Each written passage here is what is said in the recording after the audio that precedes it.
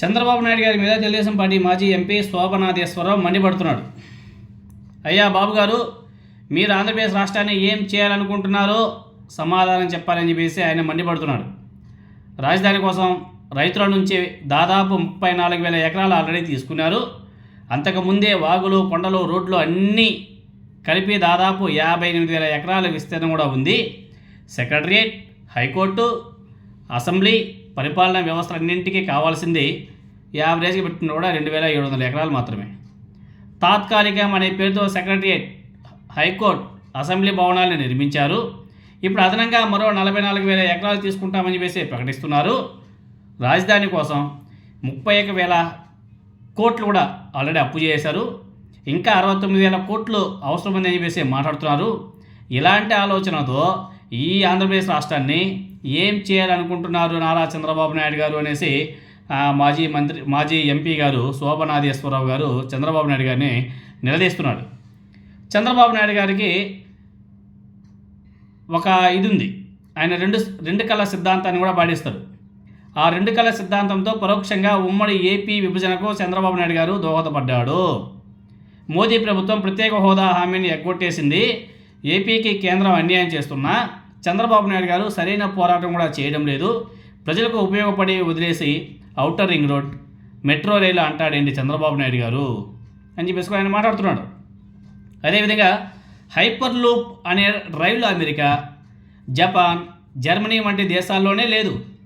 ఏపీలో hyper loop రైలుకు DPR చేయమని చెప్పేసి చెప్పడం చంద్రబాబు నాయుడు గారి అనాలోచిత తొందరపాటు చర్య అని చెప్పేసి కూడా ఆయన ఎగతాళిగా మాట్లాడాడు. పెద్ద పెద్ద ధనవంతులకే, అదేవిధంగా కార్పొరేటర్లను బాగు చేయడం కోసం ఇలాంటి చేయడం సరికాదు నారా చంద్రబాబు నాయుడు గారు, ఇది మంచి పద్ధతి కాదని చెప్పేసి కూడా ఆ మాజీ ఎంపీ గారు చంద్రబాబు నాయుడు గారికి గట్టి కూడా పెట్టాడు. గతంలో ఈజ్ ఆఫ్ డూయింగ్ పేరుతో పేదలను గాలికి వదిలేశాడు. ఇప్పుడు స్పీడ్ ఆఫ్ డూయింగ్ బిజినెస్ పేరుతో కార్పొరేటర్లకు మేలు జరిగేలా పనిచేస్తున్నాడు.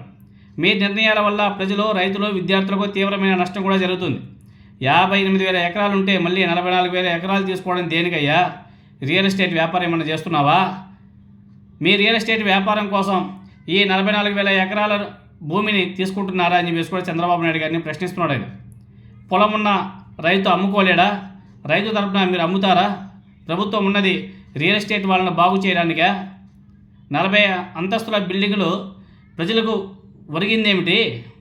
మీ 40 అంతస్తుల బిల్డింగ్ కడితే ప్రజలకు ఏం ఒరుగుతుంది? ప్రజలకు కావాల్సిన ఎత్తైన భవనాలు కాదు, మంచి పరిపాలన. ప్రజలకు మేలు చేయకుండా మెట్రో రైలు జపం చేయడం ఎందుకు అని చెప్పేసి నా సామర్యంగా ఆయన ఇరగదీశారు. అట్లే అదేవిధంగా ఆంధ్రప్రదేశ్లో ఉన్నటువంటి 6 పోర్ట్లు సరిపోవా? 6 ఎయిర్పోర్ట్లు ఉన్నాయి, సరిపోవా? మళ్ళీ కొత్తగా పెట్టడం ఎందుకు? దేనికి? ఉన్న ఎయిర్పోర్ట్లకే కనెక్టివిటీ లేక ఏడుస్తున్నారు.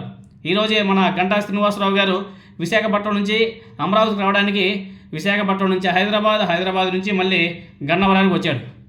ఆంధ్ర టు ఆంధ్ర వెళ్ళడానికి వయా తెలంగాణ అని చెప్పేసి ఆయన ఎగతాళిగా ట్వీట్ చేశారు గంటా గారు.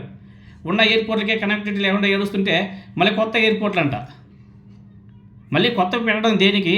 అమరావతిలో 5,000 ఎకరాలు గ్రీన్ ఫీల్డ్ ఎయిర్పోర్ట్ ఎవరు అడిగారయ్యా? ఎవరికి కావాలి? శ్రీకాకుళం జిల్లాలో ఎయిర్పోర్ట్ కావాలని చెప్పేసి ఎవరు అడిగారు?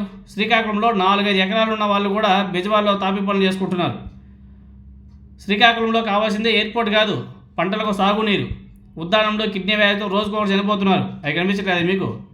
చంద్రబాబు నాయుడు గారి యొక్క ఆలోచన ఇప్పటికైనా సరే మార్పు రావాలి. ఆయనలో మార్పు రావడంలే.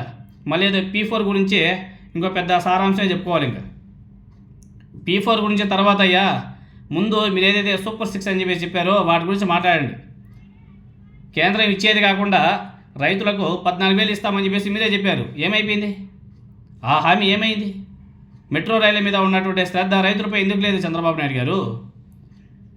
చంద్రబాబు నాయుడు గారు P4 స్కీమ్ మీద కూడా శోభనాథేశ్వరరావు గారు సెటరికల్గా మాట్లాడడం జరిగింది.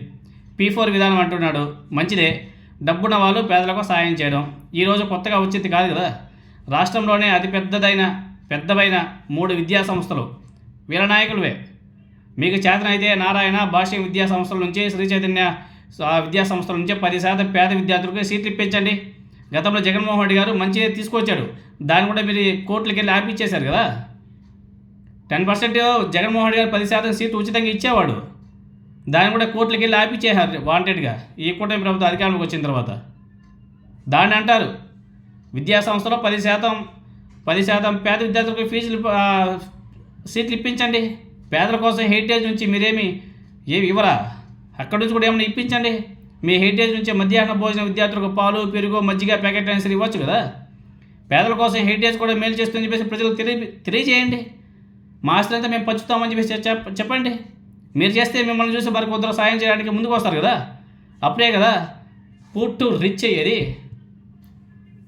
అప్పుడే కదా డబ్బున్న వాళ్ళు పేదలకు సాయం చేస్తేనే కదా అది P4 సక్సెస్ఫుల్గా నడుస్తుందని దానికి నిదర్శనంగా చెప్పుకోవాలా.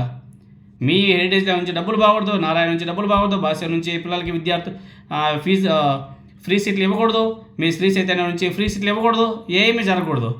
మరి పూర్తి రిచ్ ఎలా అయిపోతారు? P4 ఎలా సక్సెస్ఫుల్గా నడుస్తుంది? ఇవన్నీ కూడా మాజీ ఎంపీ గారు వడ్డే శోభనాథేశ్వర గారు మాట్లాడడం జరిగింది. నారా చంద్రబాబు నాయుడు గారికి గట్టిగా గడ్డి పెట్టాడు. మారరు, అయినా కానీ మారరు. ఎందుకంటే వాళ్ళ ఇల్లు మీడియా ఒక వేలో చూపిస్తూ ఉంటుంది కదా. చంద్రబాబు నాయుడుకి ఇదిగో అమరావతి. ఈ మధ్యకాలంలో అమరావతిలో నా సామాన్యంగా గ్రాఫిక్స్ ఫొటోస్ బీభత్సంగా వచ్చేస్తున్నాయి. మామూలుగా లేవు, బీభత్సం అసలు. అవి చూసి ఇంకా ప్రజలంతా కూడా నవ్వుకుంటారేమో ఇంకా.